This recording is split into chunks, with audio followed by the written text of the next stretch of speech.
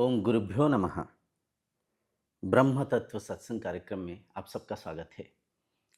आज की चर्चा के विषय साधना में वेशभूषा की क्या आवश्यकता है, या तो यूं कहिए साधना में वस्त्र की क्या आवश्यकता है।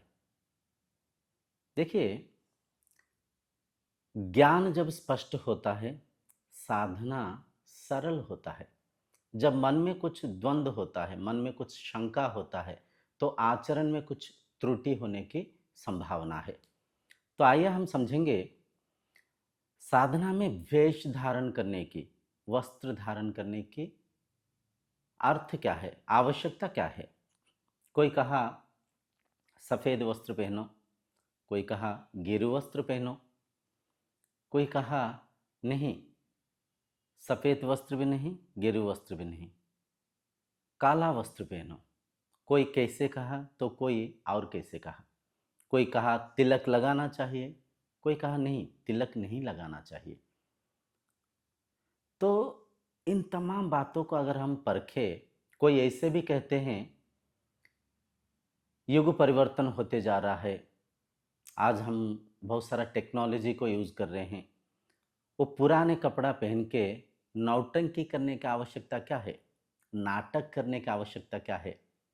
गेरू वस्त्र पहनना, मालाएं धारण करना, चंदन तिलक लगाना, जटाएं बढ़ाना, वैसे आदिवासी के जैसे नाटक करने की आवश्यकता क्या है। क्योंकि उस महान व्यक्ति ने ये भी कहे हैं, साधु संतों ने मोबाइल यूज़ करते हैं, प्लेन में जाते हैं, तबीयत बिगड़ जाए तो साइंस की आधार लेते हैं, साइंस की सहारा लेते हैं, डॉक्टर के पास जाते हैं। तो पुराने वेशभूषा धारण करने की आवश्यकता क्या है। इसके साथ ही साथ कई लोगों के मन में ये भी शंका होता है, क्या आश्रम में जाके ऐसी गेरू वस्त्र को पहन के, तिलक मालाएं धारण करके, जटाजूट को बढ़ा के ही साधना करने से भगवान मिलते हैं, या तो हम जैसे भी है वैसे साधना करने से भगवान मिलते हैं। तो इन तमाम प्रश्नों के उत्तर स्वरूप आज हमारा यह चर्चा है। इस गहरी बात को समझने के प्रयत्न करिए। बाह्य अनुशासन से अंतः अनुशासन संभव होता है। अनुशासन विहीन जीवन पशु समान। मनुष्य को, मनुष्य के विवेक पशु से श्रेष्ठ बनाता है। तो अनुशासन की जीवन में निहायत आवश्यक है। अनुशासन मतलब क्या, डिसिप्लिन। आप स्कूल में जाते हैं, क्या स्कूल की यूनिफॉर्म पहनते हैं, या तो मनमर्जी से कुछ भी पहन के जाते हैं। आप मान लीजिए पुलिस के एक नौकरी को प्राप्त किए, तो पुलिस के वर्दी, आर्मी के वर्दी आप पहनते हैं, या मनमर्जी जो भी चाहे वो पहन के जाते हैं। आप डॉक्टर बने, वकील बने, क्या वहाँ पे यूनिफॉर्म है या नहीं है, समझने वाला बात है। ठीक वैसे ही साधना में भी कुछ रीति रिवाज है, कुछ कुछ नियम है, कुछ आचरण है। जब इन रीति रिवाजों को, आप इन आचरणों को पालन करेंगे, सहजता से आपके अंदर अनुशासन सृष्टि होगा। आशा करता हूँ आप समझ पाते होंगे। वैसे तो वस्त्र जो भी आप पहनते हैं, कपास से ही, कॉटन से ही निर्माण किया गया, उत्पत्ति किया गया। तो कपास, कपास से बना गेरू वस्त्र भी है, कपास से बना कोट शूट भी है, सब कुछ है, ये बात सही है। लेकिन अनुशासन के लिए वस्त्र धारण करना आवश्यक है। आशा करता हूँ आप समझ पाते होंगे।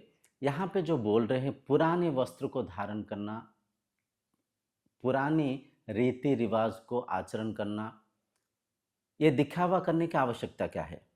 देखिए, ब्रह्म भी तो पुराना है, शास्त्र भी तो पुराने हैं।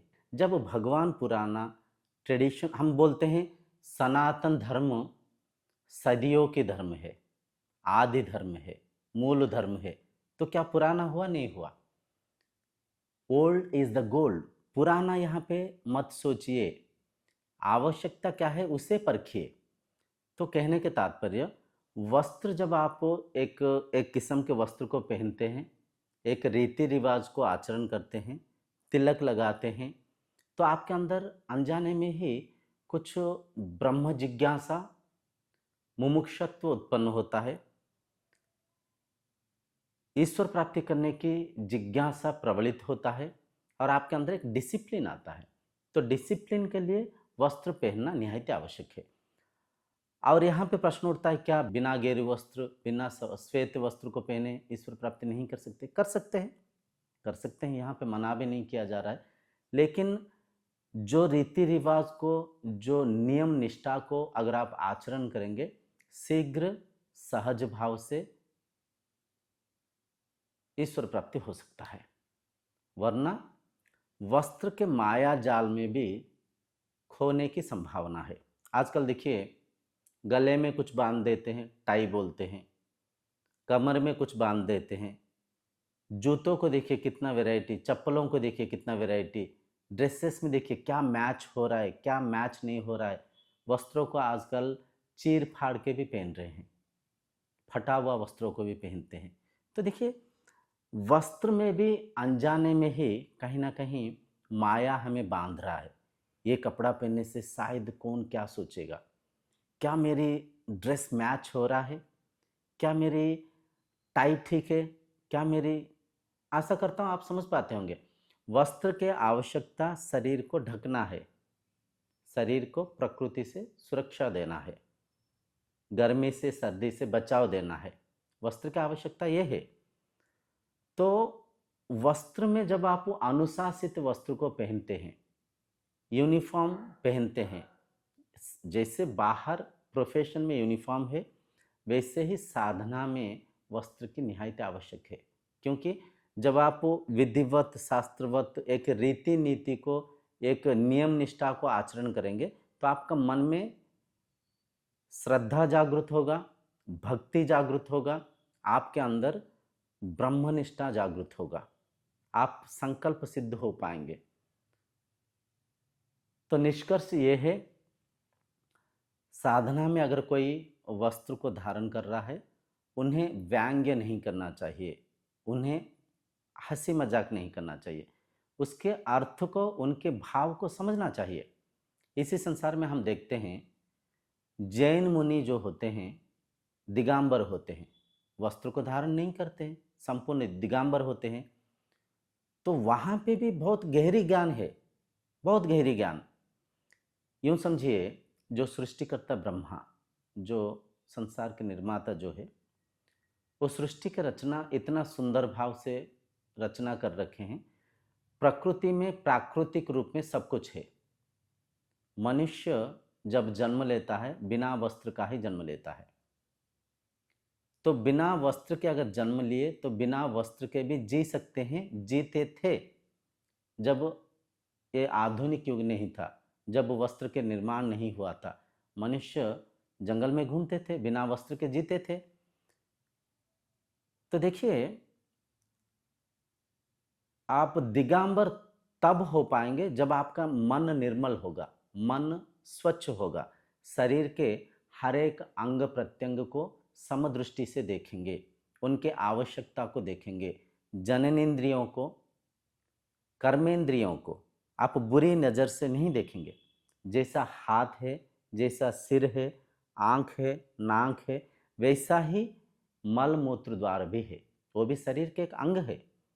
उसे जो गलत नजरिया से देख रहा है, त्रुटि देखने वाले के अंदर है, त्रुटि परखने वाले के अंदर है।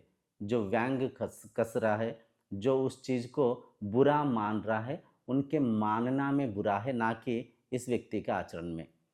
तो जो जैन मुनि दिगंबर रहते हैं, उनके पीछे बहुत गहरी ज्ञान है, बहुत बड़ा सोच है।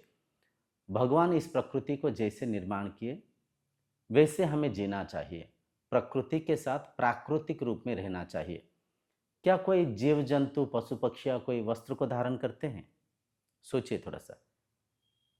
कोई कुछ नहीं वस्त्र को धारण करते हैं, केवल मनुष्य के अलावा। कहने का तात्पर्य ये भी नहीं आपको वस्त्र त्याग करके घूमना है। चलिए, वस्त्र को धारण कर रखें, कोई बात नहीं। लेकिन कोई अगर वस्त्र त्याग करके दिगंबर घूम रहे हैं, उनके गहरी ज्ञान को, उनके आचरण के अंदर जो गहरी सोच को भी परखना चाहिए, आपको समझना चाहिए। मनुष्य देखिए, प्रकृति विरुद्ध कार्य करते हुए आज रोग से पीड़ित है। आज कई सारा प्रदूषण से घिरा हुआ है। पशु पक्षियों को एकदम आप देखे होंगे प्रकृति के साथ प्राकृतिक रूप से रहते हैं। उनको कोई रोग व्याधि नहीं है, ना कोई बुखार होता है, ना कोई जुखाम होता है, ना कोई जॉन्डिस होता है, ना कोई कैंसर होता है। पशु पक्षियाँ आराम से प्रकृति के साथ प्राकृतिक रूप में रहते हैं। मनुष्य धीरे धीरे देखिए, आप इस बात को परखने के प्रयत्न करिए, क्या वो मनुष्य जो जंगलों में घूमता था, जो प्रकृति के साथ प्राकृतिक रूप से रहता था, वो सशक्त था, वो आरोग्य आनंद के साथ था, या आज के मनुष्य, आज के इस आधुनिक युग में जो वस्त्र को धारण करके एसी रूम में रहते हैं, बड़े बड़े कारों में घूमते रहते हैं, ये सशक्त है, ये ज़्यादा शक्तिशाली, ज़्यादा सहनशील वाला ये व्यक्ति है, या वो आदिवासी व्यक्ति है? सोचिए। इसी संसार को हम देखेंगे, अगर परखेंगे, गरीब बस्ती में जाके देखिए, जो बच्चे होते हैं कोई भी पानी को पी लेते हैं, कोई भी खाना को खा लेते हैं, उनका ना कोई डायपर होता है, उनका ना कोई हगीज होता है, ना उनको बारंबार कोई तेल साबुन को लगाते हुए नहलाते हैं। वो प्रकृति के साथ प्राकृतिक रूप में रहते हैं। उनका इम्यून सिस्टम उतना स्ट्रांग रहता है, वो उतना सशक्त रहते हैं, एकदम उनका छोटा सा छोटी छोटी चीज़ों को लेके वो बीमार नहीं पड़ते। आशा करता हूँ आप समझ पाते होंगे।